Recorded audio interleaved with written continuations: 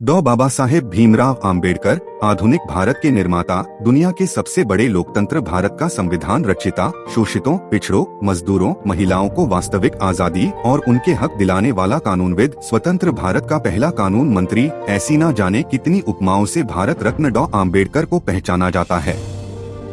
वो अकेले 500 ग्रेजुएट्स के बराबर था। दुनिया में सबसे ज्यादा पढ़ाई करने वाला शख्स, ज्ञान की मूर्त, द सिंबल ऑफ नॉलेज, ने अपने ज्ञान का लोहा देश विदेशों में मनवाया। आम्बेडकर का जन्म 14 अप्रैल 1891 को ब्रिटिश भारत के मध्य भारत प्रांत, अब मध्य प्रदेश में स्थित महूनगर सैन्य छावनी में हुआ था। 13 वे रामजी मालोजी सकपाल और भीमाबाई की 14वीं व अंतिम संतान थे। 14 उनका परिवार कबीर पंथ को मानने वाला मराठी मूल का था और वो वर्तमान महाराष्ट्र के रत्नागिरी जिले में आंबडवे गांव के निवासी थे। 15 वे हिंदू महार जाति से संबंध रखते थे, जो तब अछूत कही जाती थी और इस कारण उन्हें सामाजिक और आर्थिक रूप से गहरा भेदभाव सहन करना पड़ता था।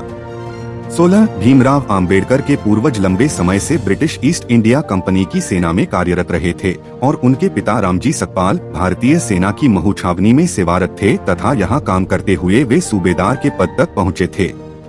उन्होंने मराठी और अंग्रेजी में औपचारिक शिक्षा प्राप्त की थी। 17 अपनी जाति के कारण बालक भीम को सामाजिक प्रतिरोध का सामना करना पड़ रहा था। विद्यालयी पढ़ाई में सक्षम होने के बावजूद छात्र भीमराव को छुआछूत के कारण अनेक प्रकार की कठिनाइयों का सामना करना पड़ता था। 7 नवंबर 1900 को रामजी सकपाल ने सातारा की गवर्नमेंट हाई स्कूल में अपने बेटे भीमराव का नाम भिवा रामजी आम्बेडकर दर्ज कराया। उनके बचपन का नाम भिवा था।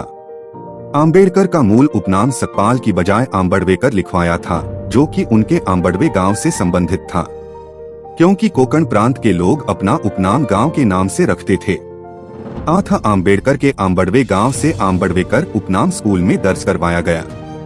बाद में एक देवरुखे ब्राह्मण शिक्षक कृष्णा केशव आम्बेडकर, जो उनसे विशेष स्नेह रखते थे, ने उनके नाम से आम्बेडकर हटाकर अपना सरल आम्बेडकर उपनाम जोड़ दिया।